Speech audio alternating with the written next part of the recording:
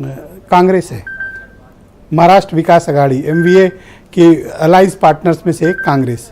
सुधा मिश्रा मेरे साथ मौजूद हैं, कांग्रेस की प्रवक्ता हैं। सुधा जी, स्वागत है आपका। अब जब महाराष्ट्र सरकार को लेकर और उस वक्त जो कुछ भी राजनीतिक घटनाक्रम हुए, जो कुछ भी फैसले लिए गए, सुप्रीम कोर्ट का एक वर्डिक्ट आया है। हालांकि स्प्लिट वर्डिक्ट है ये, कुछ पार्ट शिंदे गुट को राहत मिली है, कुछ उद्धव ठाकरे के गुट को राहत मिली है। कांग्रेस क्या स्टेक रखती है, क्योंकि कांग्रेस भी सरकार में सम्मिलित थी? ब्रजेश जी, सबको नमस्कार। मेरा जो महाराष्ट्र में सुप्रीम कोर्ट ने बयान दिया और जो उसकी बातें खुल के आई हैं, उसमें कम से कम हमें ये समझने में और विश्वास करने में हर्ष का अनुभवन होने लगा है कि चलिए कम से कम कोई तो संस्था है जो कम से कम इस संविधान की बात करेगी।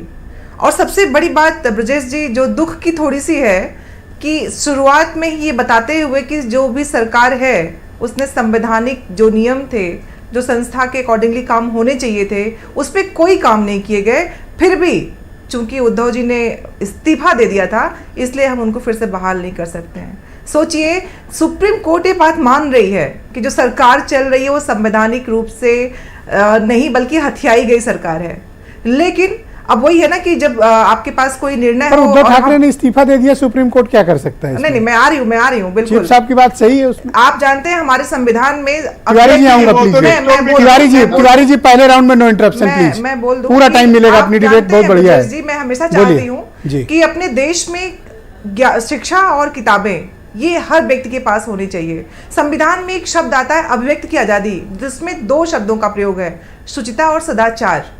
आप जानते हैं अगर उद्धव जी ने उस समय दिया तो वो नैतिकता का एक आधार बनता था कि जिस पार्टी का व्यक्ति ही उसके विरोध में खड़ा हो जाए, पीठ में छुरा घोंप दे, तो नैतिकता क्या कहती है? आप जानते हैं उद्धव जी ने अपना जो उनका कद है वो बड़ा किया है, और जिनका कद गिरा है, जो पद पे बैठे हुए हैं, मैडम युद्ध में अंत में जीत इंपॉर्टेंट नहीं। मैं आ रही हूँ। इतिहास उन्हीं लोगों का जीत लिखी जाएगी। बताओ, एक कहानी छोटी सी, प्लीज समझ दीजिएगा।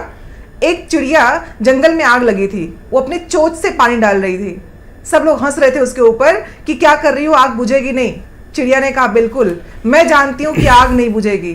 जंगल जानता है कि आग नहीं बुझेगी, और ये आग भी जानती है कि मेरे से आग नहीं बुझेगी। लेकिन जब भी इसका इतिहास लिखा जाएगा तो मेरा नाम आग बुझाने वालों में होगा, आग लगाने वालों में नहीं होगा। शुक्रिया आपका। अनूप संडा, समाज